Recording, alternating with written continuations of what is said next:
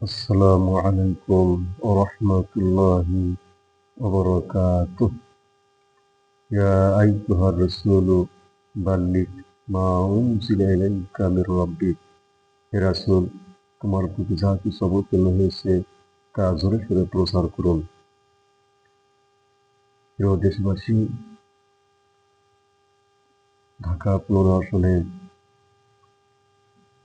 Doctor Shafiqur রহমানের নির্বাচনী গণসংযোগ চলছে। তার কারণ, গণসংযোগ ছাড়া প্রসার ছাড়া কখনোই এটা প্রসার লাভ করবে না। এজন্য গণসংযোগ এটা অবশ্যই দরকার। রাসূল কারীম সাল্লাল্লাহু আলাইহি ওয়াসাল্লাম আল্লাহ রাব্বুল আলামিনের বাণী প্রচার করেছেন, অর্থাৎ কিভাবে শান্তি আসবে এটা তিনি প্রচার করেছেন। এজন্য ইসলামী দল এবং 11 দলীয় জোটকে প্রচার করতে হবে, দাওয়াত দিতে হবে, গণসংযোগ করতে হবে। এছাড়া আসলে সুফল লাভ করা সম্ভব নয়। তার কারণ রাসূল কারীম সাল্লাল্লাহু আলাইহি ওয়াসাল্লাম দিন-রাত পরিশ্রম করেছেন। তাকে ইসলামকে টিকে রাখার জন্য মদিনায় ইসলামী রাষ্ট্রকে টিকে রাখার জন্য ৮০টি যুদ্ধ করতে হয়েছে। ৮০টি যুদ্ধ করতে গেলে সেখানে গণসংযোগ করতে হয়েছে। এজন্য ১২ তারিখ যে নির্বাচন, এই নির্বাচনের আগেই গণসংযোগ করতে হবে। বিশেষ করে ইসলামী দলগুলোকে, জামায়াতে ইসলামকে তো অবশ্যই করতে হবে গণসংযোগ। তার কারণ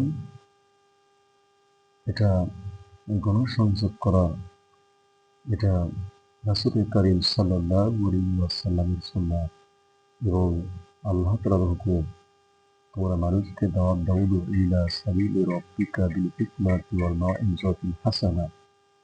তোমরা তোমাদের রবের দিকে দাওয়াত দাও হিকমত সহকারে এবং ঝগড়া করো যুক্তি সহকারে এবং কৌশল অবলম্বন করো, উপদেশ দাও।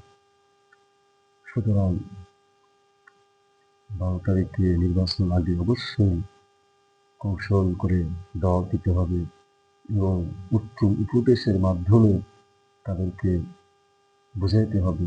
আর ঝগড়া করলে উত্তম পদ্ধতিতে ঝগড়া করতে হবে। এছাড়া কোনো বিকল্প পথ নেই।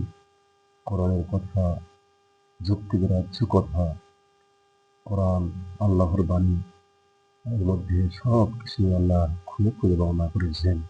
এই জন্য কোরআন যেখানে শান্তি সেখানে, কোরআন নাই যেখানে শান্তি নাই সেখানে।